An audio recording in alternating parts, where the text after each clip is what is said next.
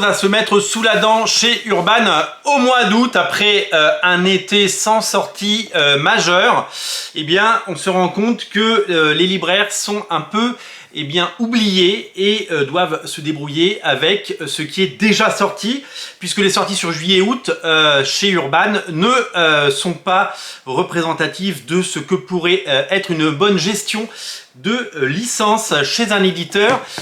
C'est assez tristoun de voir que il y a si peu de sorties et aussi peu de soutien pour les libraires de manière générale, une forme de mépris du libraire et de celui qui fait le travail en bout de chaîne, qui commande, qui porte, qui met en rayon, qui conseille et qui fait les ventes. C'est assez triste de voir qu'on est si peu soutenu par l'éditeur de la deuxième plus grosse franchise des comics, bien entendu.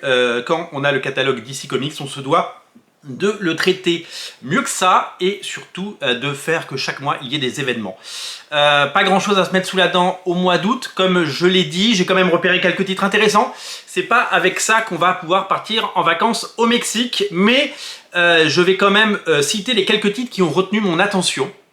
En gros, il n'y a aucun titre qui va tirer le marché vers le haut et on a besoin, vous le savez, de hits, on a besoin de choses qui tirent le marché, qui poussent le marché. On a besoin, vous le savez, comme partout, comme dans les cinémas, comme dans le commerce traditionnel, de gros moteurs devant, de grosses locomotives pour faire venir les gens dans les librairies. Et quand je regarde la liste, je ne vois pas ces titres-là, malgré la qualité de certains. Et encore une fois, je ne dénigre pas la qualité ni des éditions qui sont proposées, ni des séries, c'est juste que ça manque clairement d'enjeu, d'ambition et de locomotive. J'ai repéré deux titres Wonder Woman, personnage qui n'a jamais vraiment très bien marché en France, mais il y a quand même un Wonder Woman Historia qu'il faudra suivre de près, puisque ça s'annonce très beau, ça va être un très bel album.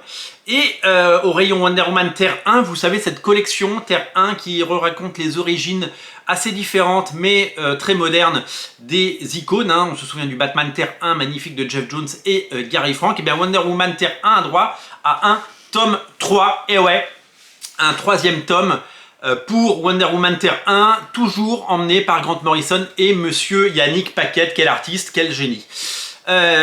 Bonne nouvelle au rayon des Chronicles, puisque après le succès des deux premiers Superman Chronicles, c'est bien le troisième tome de l'année 87, toujours emmené par monsieur John Byrne, arrive pour le plus grand plaisir de tous. Un album qu'il faudra découvrir et dévorer.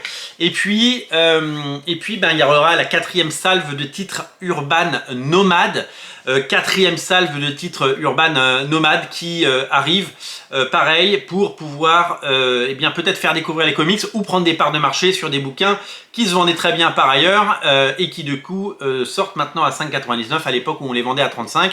Je ne sais pas si c'est le sens de l'histoire, mais en tout cas les supermarchés se frottent les mains, les libraires pleurent à chaudes larmes puisque il y a un changement de, vous le savez, de stratégie visiblement de la part de cet éditeur qui a décidé d'abandonner sur la bande d'arrêt d'urgence, c'est les vacances, ça tombe bien, les libraires en les laissant avec ce qu'on appelle leur et leur couteau.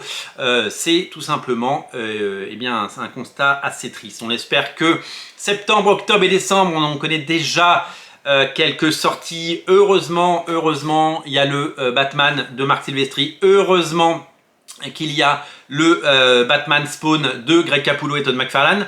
On va pouvoir peut-être sortir la tête de l'eau à ce moment-là, si on est encore en vie, bien entendu.